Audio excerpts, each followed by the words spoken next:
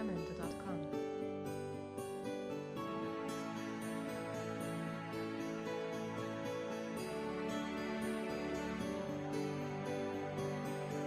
Jamendo.com.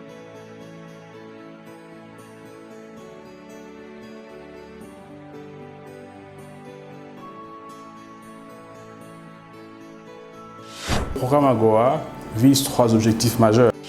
La section 104 de la législation AGOA fixe, je dirais, les critères, les conditions essentielles pour que les pays de l'Afrique subsaharienne puissent bénéficier du programme AGOA. La loi AGOA plus ce qu'on appelle le SPG, le système de préférence généralisée, couvre, je dirais, une ribambelle de secteurs et de produits. La majorité de produits dont dispose la RDC sont concernés par cette loi. La loi AGOA a été votée en 2000 par le Congrès américain. La RDC a été intégrée dans le programme en 2003. Il s'est fait qu'en 2010, la République démocratique du Congo a été exclue du programme. En 2020, suite aux efforts du chef de l'État, Monsieur le Président de la République, Félix-Antoine Tshisekedi, la RDC a pu être réintégrée dans le programme AGOA. De résumer l'approche préconisée par le directeur général de l'ANAPEX, M. Mike Ntambwe, en ce qui concerne notre participation active au programme AGOA, parce que n'oublions pas que la plupart des pays africains, dont la RDC, les pays bénéficiaires du programme AGOA, souffrent d'un problème de sous-utilisation des bénéfices qu'offre AGOA. Il faut cartographier les exportateurs, les produits à exporter et essayer de développer les effets des synergies à travers la structuration de filières, à travers la composition des coopératives, mais aussi à travers l'encouragement des chaînes des valeurs. Mais toutes ces questions devraient nous amener à réfléchir comment est-ce que nous pouvons conférer davantage de compétitivité à nos producteurs.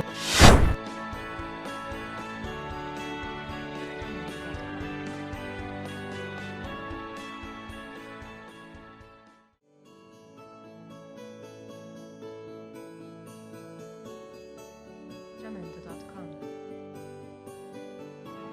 African Growth Opportunity Act, la loi sur la croissance et les opportunités en Afrique.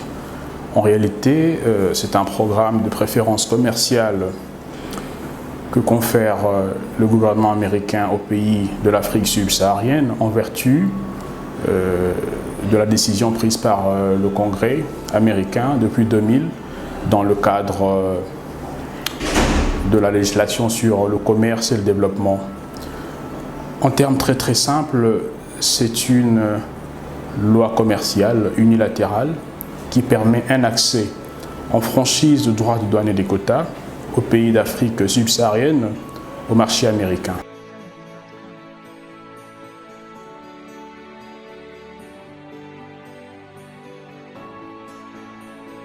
Le programme AGOA vise trois objectifs majeurs. Premièrement, c'est la promotion du commerce et des investissements entre les États-Unis et les pays d'Afrique subsaharienne. Deuxièmement, c'est la promotion du développement économique et des réformes. Et troisièmement, c'est la promotion d'un accès plus grand aux opportunités entre les investisseurs américains et les opérateurs économiques, les entreprises de l'Afrique subsaharienne. Alors revenons à la question sur les critères d'éligibilité. Par rapport au pays, il faut dire que la section 104 de la législation AGOA fixe, je dirais, les critères, les conditions essentielles pour que les pays de l'Afrique subsaharienne puissent bénéficier du programme AGOA.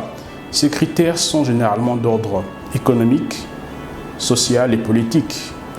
Il s'agit là essentiellement d'une dynamique de réforme que les pays mènent en termes de bonne gouvernance, de lutte contre la corruption, de la protection des droits de travailleurs, de la promotion d'une économie de marché de l'amélioration du climat des affaires.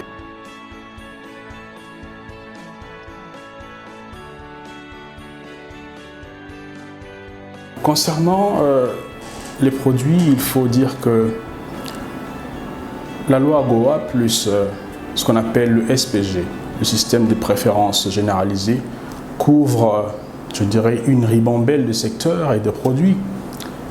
Il s'agit là aussi bien du secteur agricole, du secteur de l'agrotransformation, du secteur alimentaire, la manufacture, l'automobile, les produits miniers, les produits artisanaux, les textiles et les vêtements. En réalité, plus de 6900 produits, je disais AGOA plus système de préférence généralisé, sont concernés par rapport à cette loi.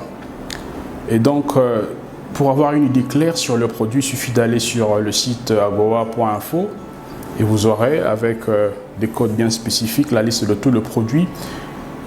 Mais en réalité, la majorité de produits dont dispose la RDC sont concernés par cette loi.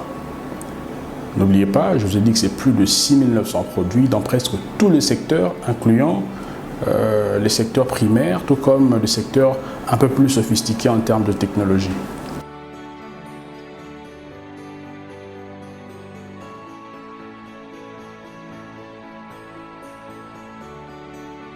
Alors, il faut situer les choses dans le temps. Comme je le disais, la loi AGOA a été votée en 2000 par le Congrès américain. La RDC a été intégrée dans le programme en 2003. Il s'est fait qu'en 2010, la République démocratique du Congo a été exclue du programme. En 2020, suite aux efforts du chef de l'État, M. le Président de la République, Félix Antoine Tshisekedi, la RDC a pu être réintégrée dans le programme AGOA. Et en termes de chiffres, il faut qu'on se le dise, depuis notre réintégration, la RDC se comporte de façon tout à fait dynamique.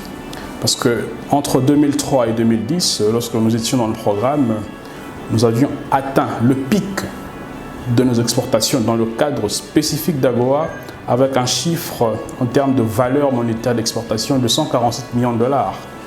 Mais notre réintégration en 2020, si vous allez voir le chiffre au niveau de USTIC, vous vous rendrez compte que la RDC a exporté rien que pour 2021, parce que nous avons été réintégrés en 2020, on a commencé à exporter en 2021, nous sommes déjà à plus de 216 millions de dollars. Donc nous avons largement atteint le pic de 2010, qui était le record.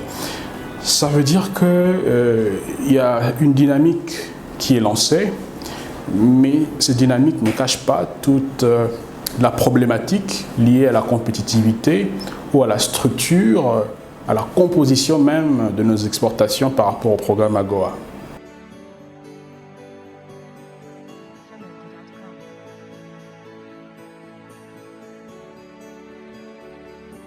De résumer l'approche préconisée par le directeur général de l'ANAPEX, M.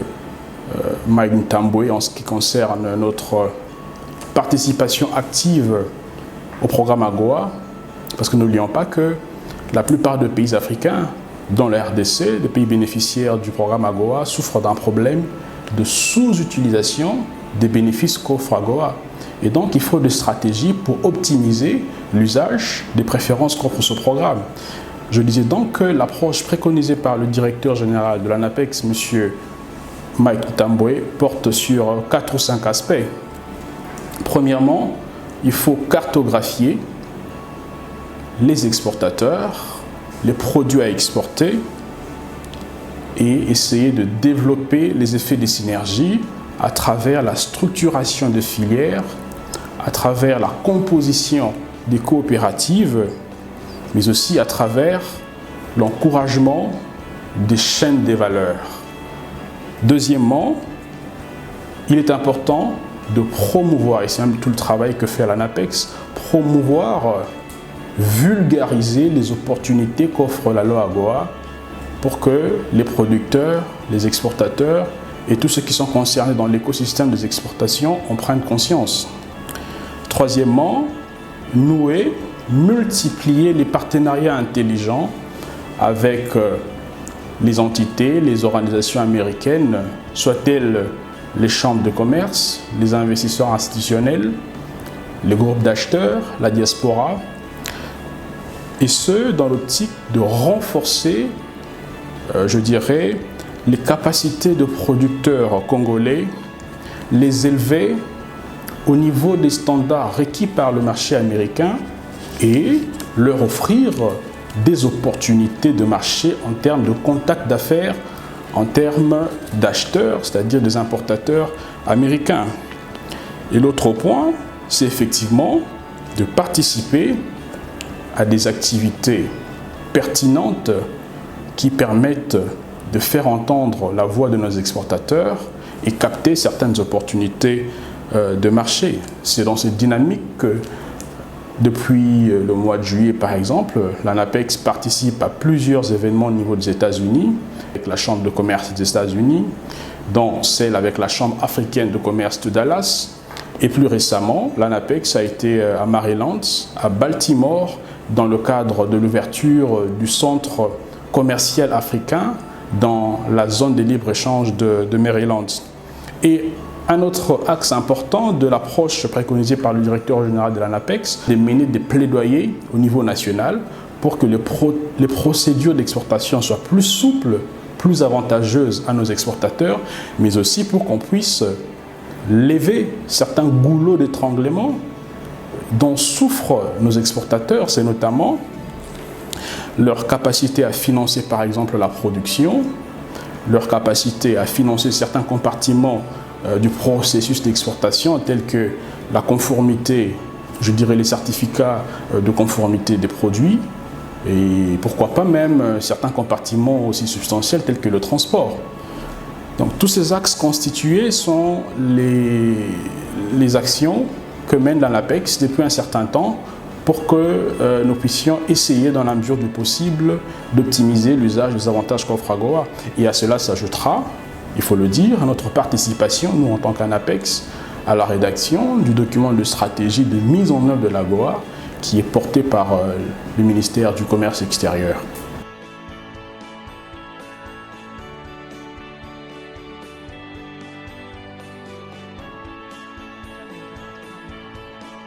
Alors, les perspectives sont énormes, mais il faut commencer par dire qu'il y a une corrélation indéniable entre le commerce et les investissements. La loi AGOA ne porte pas seulement sur le commerce, elle porte aussi sur les investissements. Je vais vous dire, les sections 123 et 124 de la législation AGOA confèrent, je dirais, des missions claires de promotion et de soutien à des organisations comme Exim Bank, comme OPIC, actuellement devenu IDFC, des missions pour financer, promouvoir des projets d'infrastructure allant jusqu'à 500 millions de dollars dans les pays subsahariens. Et donc, il est de notre devoir de savoir capter ces opportunités qui s'offrent, notamment dans le domaine des infrastructures. Mais cela n'est pas suffisant. D'autres organisations, un package d'organisations existe qui s'impliquent dans la production des études, dans le soutien à la production, je dirais, pour ne pas me répéter, des marchandises à exporter, dans le soutien même de l'amélioration de l'environnement des affaires. Il s'agit là des organisations comme USAID, mais aussi il y a des organisations qui ont un impact important dans le projet tel que l'énergie. Il s'agit là par exemple de Power Africa.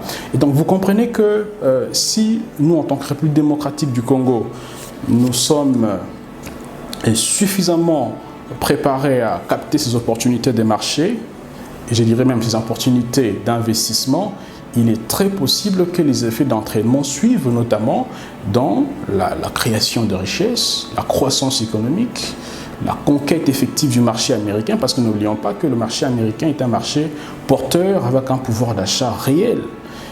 J'ai parlé d'effets d'entraînement, cela peut aussi être dans le cadre de la réduction de la pauvreté,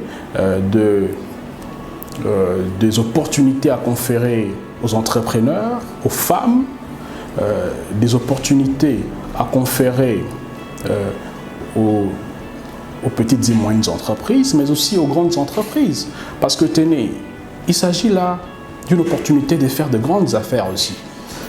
Il ne s'agit pas forcément d'une production qui vise à exporter quelques kilos, mais il s'agit aussi des perspectives d'exporter 15, 20, 50 conteneurs et d'engranger des revenus importants. C'est à ce prix-là que les opérateurs économiques peuvent réaliser des économies d'échelle et engranger des revenus substantiels, comme je le disais. Et revenons à la question des opportunités par rapport aux producteurs. Moi, je crois que la réintégration de la RDC au programme AGOA est aussi un électrochoc pour opérer des réformes, pour regarder de plus près les difficultés que rencontrent les opérateurs économiques dans toute la chaîne d'exportation, depuis la production. Quels sont les efforts que peuvent fournir la partie institutionnelle pour soutenir les efforts de production? Quels sont les efforts à fournir pour que nos produits soient conformes aux standards internationaux? Parce que tenez, pour exporter sur le marché AGOA, par exemple le produit agricole, il faut se mettre au niveau des standards des institutions telles que la FDA, Food and Drug Administration, des institutions telles que USDA, c'est un peu comme le département de l'agriculture, mais il y a aussi le département de l'environnement. Et donc, il est important de former nos producteurs, de former nos opérateurs économiques à donner un contenu de normes, un contenu standardisé à nos produits. Au-delà de ça, il faut que nous travaillions sur les aspects de compétitivité, notamment en ce qui concerne le transport. Et donc, il est important que des réflexions soient menées pour que l'on sache à quel seuil de compétitivité. Et d'autres compartiments sont notamment les moyens de paiement dématérialisés. Comment est-ce que l'acheteur américain se procure le produit congolais et comment est-ce qu'il le paye? Ça, c'est une question importante parce que vous n'êtes pas sans le savoir qu'il y a d'autres moyens de paiement qui existent au niveau du marché américain, mais qui ne sont pas encore disponibles ici. Il y a peut-être de moyens de substitution, mais toutes ces questions devraient nous amener à réfléchir comment est-ce que nous pouvons conférer davantage de compétitivité à nos producteurs. Il y a aussi la question d'accès au crédit, l'accès au financement, c'est fondamental. Comment est-ce que l'opérateur économique congolais, l'exportateur, finance son inventaire?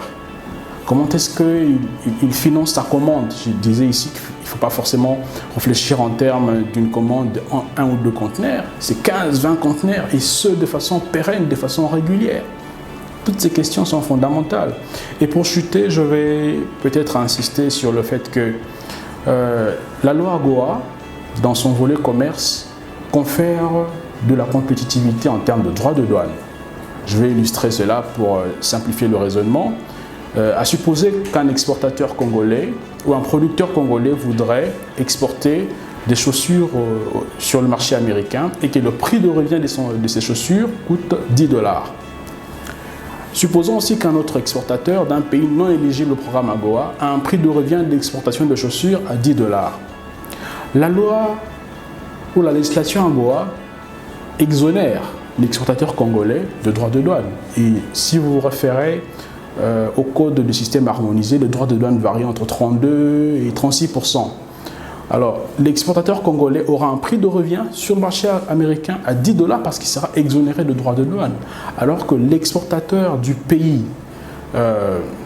qui ne bénéficie pas de cette franchise de droits de douane paiera 32 ou 36%, ce qui situe le prix de revient à 13,2 voire 13,6 $. Donc, l'exportateur congolais bénéficiaire du programme, effectivement, il sera plus compétitif. Mais cela ne suffit pas. Je disais, il faut conférer un contenu de qualité. Les prix ne suffisent pas. Il faut que nos produits soient de qualité.